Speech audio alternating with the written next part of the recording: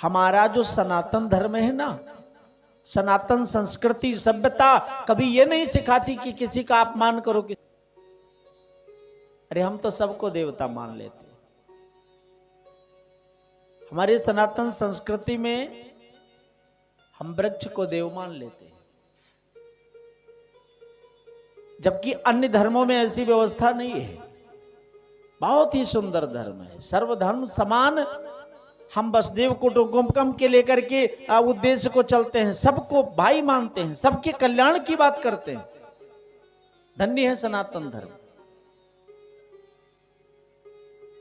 जिसमें कोई मार काट नहीं, कोई बवाल नहीं, कोई चुगली प्रपंच नहीं। यदि लोगों ने कह दिया कि यहाँ ढीला रखा है, ढीला रखने से भगवान प्रसन्न होते, तो हम लोग इतने तो अबोध बन जाते। भगवान ज्ञानी को मिलते भी नहीं है, ध्यान रखिएगा। भगवान तो अबोध को मिलते। जैसे छोटा बालक होता है ना, तो देखो माता जी एकदम पीछे पीछे घुमा करती कि ऐसा ना हो कहीं कुछ पकड़ ले। रस्सी और सांप का ज्ञान जहां हुआ कि ये रस्सी है, ये सांप है, तो मां निश्चिंत हो जाती है कि अब हमारा बालक कभी गलत नहीं करेगा। और जब तक कि अबोधता होती है ये भैया, तब तक मां पीछे पीछे चलती है। तो हमें ज्यादा ज्ञानी बनने की जरूरत भी नहीं है।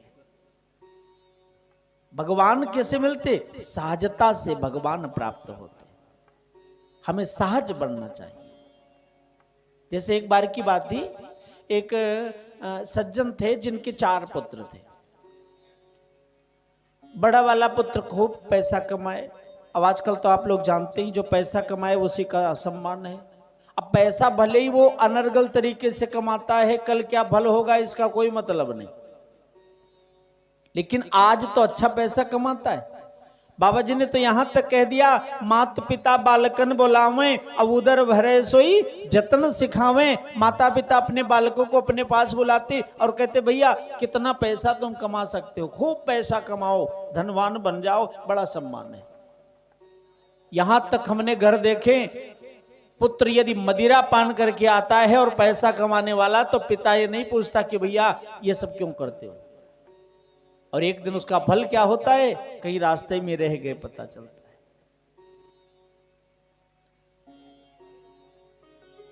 निवेदन है, ऐसे धन से कोई मतलब नहीं है। हम संस्कारवान बने, क्योंकि धनवान बन जाएंगे, सब कुछ हो जाएगा मेरे पास, लेकिन संस्कार गया तो कुछ नहीं रह जाएगा। तो सज्जन क्या करते, सब तो खूब काम करें और जो सबसे छोटा पुत्र था वो काम ना करे। माताजी पिताजी के लिए तो सारे पुत्र समान होते हैं। अच्छा कुछ भले ही ना करे, लेकिन भोजन के लिए तो व्यवस्था घर में हो ही जाएगी। जब तक कि माताजी रही तो खूब बढ़िया चलता रहा। अंत में पिताजी रहे, माताजी गुजर गई। अब पिताजी का नंबर आया, पिताजी जब तक रहे तब तक किसी तरह से चलता रहा, क्योंकि डर के मारे ऐसा ना हो पिताजी सारी संपत्ति इसी के नाम कर जाएं। तो डर के मारे खूब व्यवस्था होती रही। और जैसे पिताजी का देहांत हुआ, भाभीियों ने कहा, भाई एक काम करो, काम नहीं करोगे तो घर में भोजन नहीं है, यहां फ्री का नहीं आता है। 2, 4, 10 दिन चला पड़ोसियों के बलबूते, क्योंकि गांव में जो लोग दयालु होते ना, वो थोड़ी बहुत व्यवस्था करते रहते, कर देते। अब उनका काम चला, लेकिन इसके बाद में पड़ोसियों ने भी काम बंद कर दिया, भोजन देना बंद कर दिया। कुछ दिन के बाद जब देखा भोजन मिलने वाला नहीं, ए भैया अब आज के समय में संत भी नहीं आते। संत और भिखारी में अंतर है। ए भैया देखने में तो दोनों एक समान लगते हैं। आजकल हमारे यहाँ कौन आता है? भिखारी आते हैं, संत नहीं आते। संत पहले आते थे, जो एक दिन में एक व्यक्ति के दरवाजे पर जाना है, जो कुछ मिल जाए बस उसी से काम चलाना है, और ना मिले तो जय जय सीताराम, उस दिन फिर दोबारा किसी के द्वार पर नहीं जाएंगे। अरे संत तो बड़ी कृपा से आते थे भगवान की। और संत हैं कौन? संत राम के पूत हैं। भगवान ने स्वयं कहा है, अंटी जाके दाम नहीं मांगन में सकुचाएं, और ताके पीछे हरि फिरे कि कहीं भूखा ना रह जाए। और द्वार द्वार यदि हम मांगने लगेंगे तो एक बात ध्यान में रखिएगा, जो कुछ होगा वो भी चला जाएगा। संतों को जब देखा, साथ साथ साधु, और संतों का क्या कहना है, ए भैया बड़ा ही तेज, बड़े ही मुखड़े पर तेज वाले संत होते हैं, भोजन मिले या ना मिले, 2 दिन ना मिले तो कोई बात नहीं, इतनी तपस्या उनकी है कि ऐसे ही चेहरा चमकता है। देखा खूब हट्टे कट्टे संत बाबा। इन्होंने सोचा कि बाबा के साथ यदि रह जाएं तो बढ़िया काम है। क्यों? कुछ नहीं मिलेगा तो भोजन तो मिल ही जाएगा। ये बाबा हमको ले चलोगे अपने साथ, लेकिन बाबा हम कुछ कर नहीं पाते। अच्छा कुछ ना कर पाओ तो ये काम कर देना। क्या? बोले ठाकुर जी के लिए जल लाना पड़ेगा सरयू जी से। हाँ हाँ इतना कर देंगे। चलो पहुंच गए श्री अयोध्या धाम।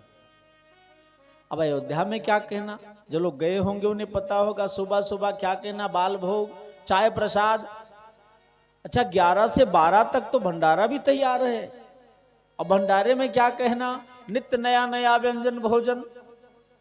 अब खूब पावे, बड़ा आनंद आवे, शाम को भी मिल जाए। कभी कभी मंदिर घूमने चले जाएं तो वहां जितना चाहें उतना प्रसादी मिल जाए। बड़ी आनंद से कटने लगा। लेकिन एक दिन अयोध्या में भी हड़ताल होती है। एकादशी के दिन भोजन नहीं बनता मंदिरों में। अच्छा ये अब तो भोजन ना करना बड़ा सुंदर बात है, क्योंकि भोजन करो तो ज्यादा से ज्यादा 30 रुपए किलो वाला आटा। अब भोजन बंद करो, केवल व्रत रह जाओ तो क्या कहना। अरे अब आजकल तो बड़ी व्यवस्था। लेकिन ये भैया कुछ दिन पहले इतनी व्यवस्था व्रत में नहीं होती थी। व्रत जब लोग करते थे तो उस दिन तो बस उनको बहुत ज्यादा तो जल मिल जाए, और चाय भी उस समय कहाँ थी। लोग दूध प्रसाद भले ही हो जाए, दूध मिल जाए, दही मिल जाए, व्रत में बस यही सब चलता था। थोड़े बहुत कहीं यदि घरेलू फल मिल जाए, और ज्यादातर तो लोग लेते नहीं थे। एकादशी का मतलब होता है 10 इंद्रियां और 1 मन, इसे हमको बस में करना चाहिए। तो हम कुछ नहीं कर सकते प्रतिदिन, तो एक दिन एकादशी का व्रत रख करके ऐसा काम करेंगे, संकल्प करते थे। अब ये सज्जन कुछ देर तक तो इंतजार देखे, इसके बाद में भंडारे में गए, देखा वहां कढ़िया वढ़िया उल्टी पड़ी। आए महाराज जी से पूछा, महाराज जी क्यों आज बनेगा नहीं? बोले भैया आज एकादशी है। बोले ये क्या होता है? बोले एकादशी के दिन व्रत किया जाता है। बोले महाराज यदि एकादशी हमसे करवाओगे तो द्वादशी के दर्शन होंगे नहीं हमको। हमको भोजन चाहिए महाराज, एकादशी द्वादशी आप करें। लेकिन भैया यहां बन नहीं सकता मंदिर में। महाराज तो फिर द्वादशी के दर्शन होंगे नहीं हमको। अब जब बार बार कहना शुरू किया तो महाराज जी ने कहा एक काम करो, एकादशी के दिन चलो व्रत ना कर पाओ तो कोई बात नहीं, लेकिन एक काम करना, एकादशी वाले दिन महाप्रसाद यानी चावल प्रसाद नहीं बनना चाहिए, किसी घर में नहीं बनता।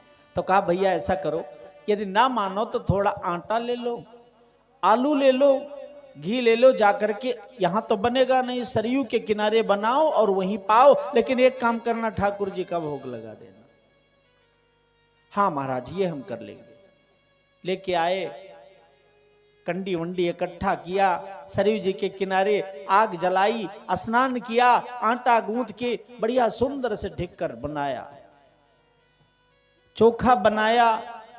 और जब बन गया तो याद आया गुरुजी ने कहा था ठाकुर जी को बुला लेना। मन में सोचा है थोड़े, पता नहीं ठाकुर जी कितना खाएं, लेकिन अब गुरुजी ने कहा है तो मानना तो पड़ेगा। ठीक है बुलाओ, आएंगे तो जो बचेगा वही पालेंगे, कोई बात। बुलाना शुरू कर दिया। मेरे राम आइए, राजा राम आइए, आके भोजन का भोग लगाइए। मेरे राम आइए, राजा राम आइए, आके भोजन का भोग लगाइए।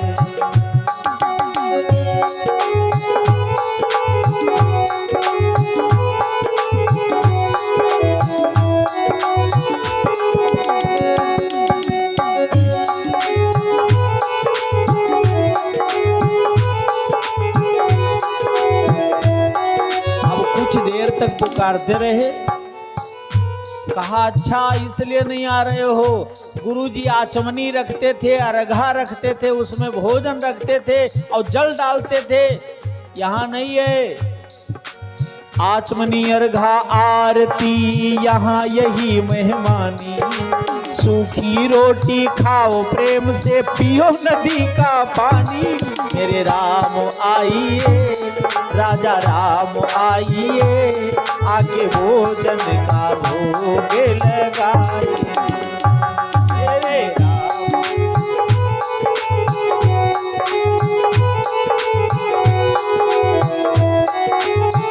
अच्छा एक बात और ध्यान में रखिएगा, भगवान भाव के भूखे हैं। भोग कैसा है इसका मतलब नहीं, भाव कैसा है। भूल करोगे यदि तज दोगे, भोजन रूखे सूखे। यहाँ यह सब व्यवस्था नहीं है। और सोचते होंगे कि वहां भी भोजन भोग लगेगा, तो हम आपको बता दें आज एकादशी है, छुट्टी है, कुछ बनने वाला नहीं, मिलेगा भी नहीं। भूल करोगे यदि तज दोगे, भोजन रूखे सूखे। एकादशी आज मंदिर में बैठ रहोगे भूखे। मेरे राम आइए, राजा राम आइए, आके भोजन का भोग लगाइए।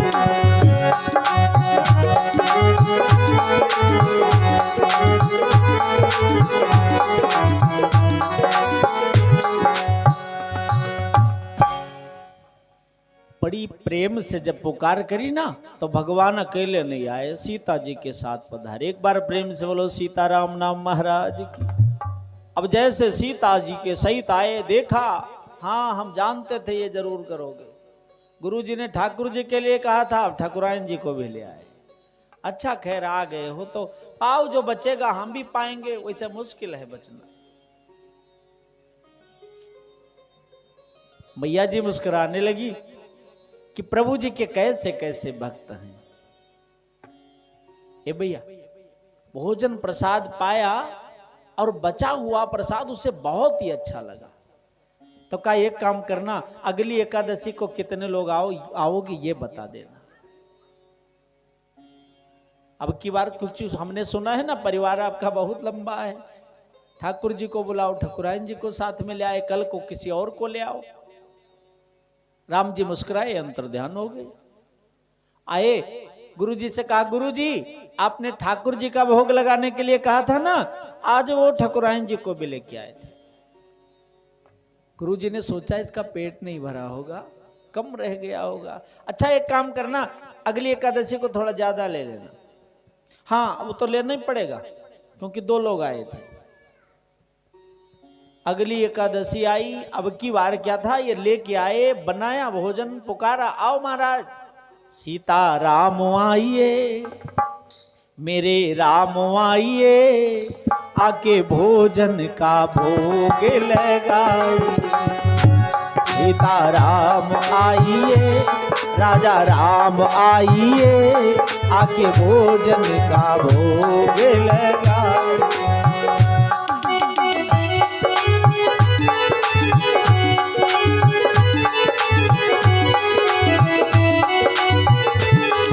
अब की बार राम जी आए सीता जी और लखन लाल जी के साथ। एक बार प्रेम से बोलो राम लक्ष्मण भगवान की। हाँ छोटे वाले भैया को भी ले आए। वाह भाई, अरे एक को बुलाओ, दो को बुलाओ, 3 आखिर करने वाले क्या हो। और जब पूछा था तो बता देना चाहिए कि हम इतने लोग आएंगे। हम गुरुजी से कह देते, वो व्यवस्था कर पाते तो करते, नहीं तो हम जवाब दे देते। अरे ये कोई बात है। लक्ष्मण जी मुस्कुराने लगे, वाह प्रभु कहां कहां आप पहुंचाते। खैर अब आ गए हो तो पाओ, बचेगा तो हम भी पाएंगे, नहीं तो कोई बात नहीं। जय जय सीताराम। प्रसाद पाया, बड़ा अच्छा लगा। बच्चा कुचा थोड़ा बहुत खाए, गुरु जी के पास गए। गुरु जी देखो, एक को बुलाया 2 आ गए, अब आज 2 को बुलाया 3 आ गए। गुरु जी ने कहा इसका मतलब पक्का है ये राशन बेचता है। अच्छा ठाकुर जी कहाँ आने वाले हैं? ये बेच लेता है, इसीलिए ये गड़बड़ हुआ है। अच्छा अगली एकादशी को जाना तो थोड़ा ज्यादा ले लेना, लेकिन अब की बार एक चेला को पीछे से भेज दिया। बोले ध्यान रखियो ना ये कहां बेचता है, बस इतना ध्यान रख के मुझे बता देना। चेला भी साथ में आया। अब की बार ये गठरी लाद के आए और रख दिया। बोले बनाओ, मेहनत करो, मिलता मिलाता कुछ नहीं है। आज आएंगे, बनाएंगे और पाएंगे, बचेगा तो हम भी पाएंगे, नहीं तो कोई बात नहीं, लेकिन हम बनाएंगे नहीं। गठरी रख के बैठ गए। अब चेला देख रहा है पीछे से, गठरी रखे बैठे हैं। आओ महाराज, सीता राम आइए, लक्ष्मण राम आइए, आके भोजन का भोग लगाइए। सीता राम आइए, लक्ष्मण राम आइए, आके भोजन का भोग लगाइए।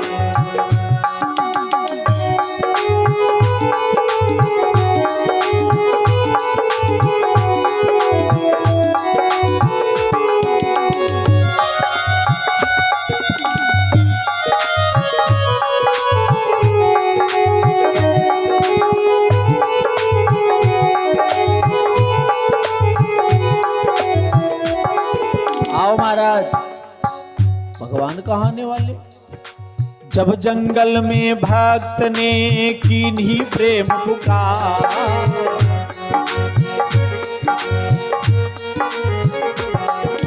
तब छिन में प्रगट भयो दिव्य राम दरबार। मेरे राम आइए, सीता राम आइए, लक्ष्मण राम आइए, आके भोजन का भोग लगाइए।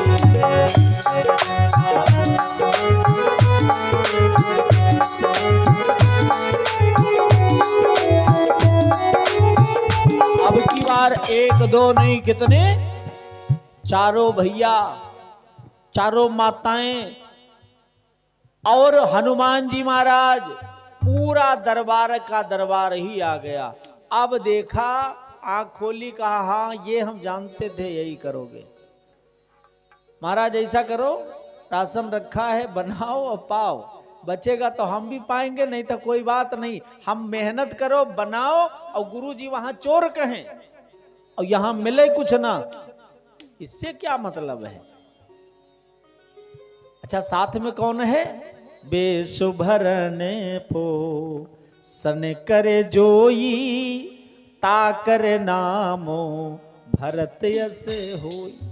नाम मात्र सुमिरन के करने से विश्व का भरण पोषण हो जाए, ऐसे श्री भरतलाल जी हैं। भैया इसको वहीं रखो, वहीं बोलो गुरुदेव भगवान की। विश्व भरण पोषण कर जोई, और ताकर नाम भरत यस होई। और हनुमान जी अष्ट सिद्धि नव निधि के दाता, असवर दीन जाने की माता। अष्ट सिद्धि नव निधि के दाता, असवर दीन जाने की माता। अमर सायन तुम्हारे पासा, सदा रहो रघुपति दाता।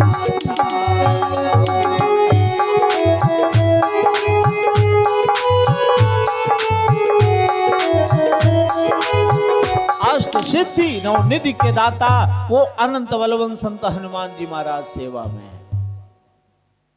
जैसे ही सुना तो भरत जी ने सोचा समय तो बड़ा अच्छा अवसर है सेवा का, लग जाओ। श्री भरत जी भंडारे बनाने लगे, श्री भरत जी भंडारे बनाने लगे।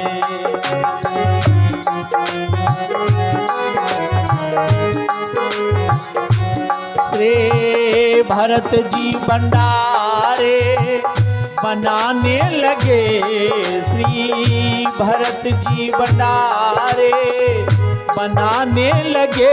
चुन चुन लकेड़ी लखन लाल लाने लगे, चुन चुन लकेड़ी लखन लाल लाने लगे।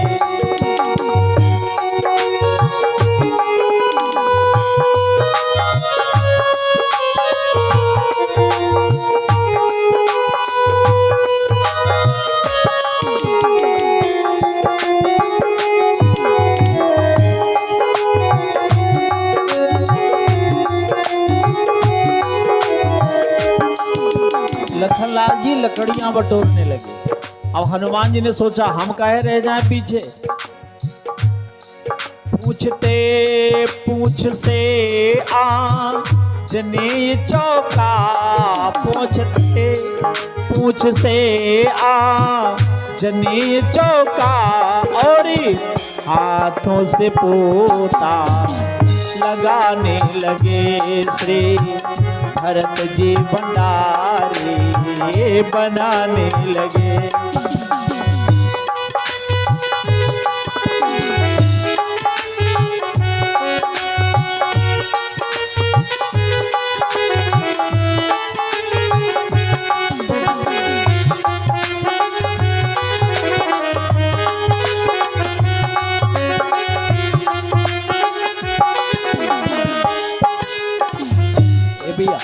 हनुमान जी महाराज पूंछ से चौका साफ कर रहे और हाथों से पोता लगा के सही कर रहे। अब शत्रुघ्न जी ने सोचा जब सब लोग लग गए तो हम भी लग जाएं। जेते चूल्हे इधरे वो शत्रुघ्न साथ, जेते चूल्हे इधरे शत्रुघ्न साथ, वो तो लक्ष्मण जी अमनिया कराने लगे, वो तो सब जी अमनिया कराने लगे। श्री भरत जी भंडारी बनाने लगे।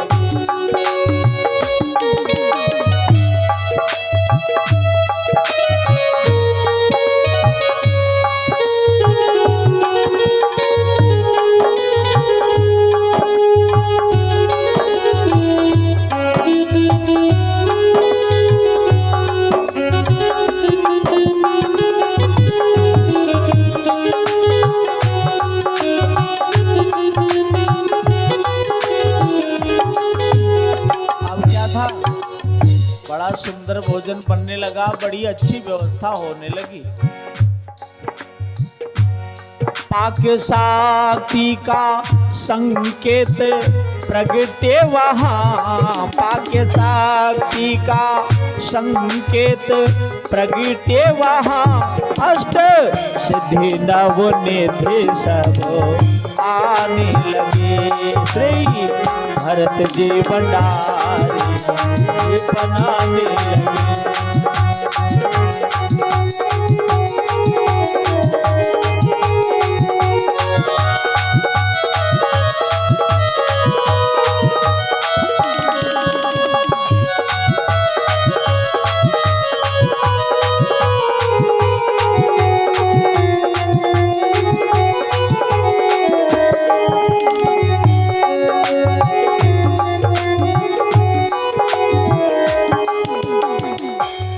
प्रेम से बोलो गुरुदेव भगवान की। अब ये बैठे चुपचाप, थोड़ी देर में आंख खोल के देखें कि बना कि नहीं बना। जब बचेगा तभी तो मिलेगा, अभी बन ही रहा है। अब तब तक देखा बड़े बड़े जटा जूट वाले बाबा लोग सब आगे बैठ गए। अब कहाँ मिलने वाला, पहले तो कुछ मिल भी जाता, अब इतने लोग आ गए तो कैसे मिलेगा। अब ये बड़बड़ा रहे तो चेले को और कुछ नहीं दिखाई पड़ रहा है। चेला केवल इनका बोलना सुन रहा है। गुरुजी के पास दौड़ा गया, गुरुजी राशन वासन कुछ नहीं कम पड़ता, ना बेचता है, वो पागल हो गया। ए भैया, आत्मज्ञानी को लोग पागल ही कहते हैं, पागल नहीं होते। उनका चूंकि संसार अलग चलता है और वो भगत लोग अलग रहते हैं। जब लगन भगवान के चरणों में लग जाए ना, तो दुनिया के लिए नहीं, वो अपने लिए जीते हैं। प्रभु का भजन हो कैसे भी रहे हैं, लोगों से कम मिलते। कभी कभी आपने देखा होगा कोई संत ऐसे भी आपको मिले होंगे जो केवल गाली बकते हैं। आप जाएं तो वो आपको गाली दे के भगा देंगे, चलिए। क्यों? क्योंकि यदि अच्छे से आपसे बोलेंगे तो आप उनका समय नष्ट करेंगे, भजन में बाधा बनेंगे, इसलिए वो नहीं, जाओ अपना काम करो। अब दौड़े दौड़े गए गुरुजी के पास। गुरुजी आके देखते तो गुरुजी को भी कुछ, लेकिन गुरुजी होते हैं। वो समझ गए कि धन्य हो, हमने तो पूजा करी आपकी केवल इस भाव से कि भगवान की मैं पूजा कर दूं, कैसे भी भोग लग जाए।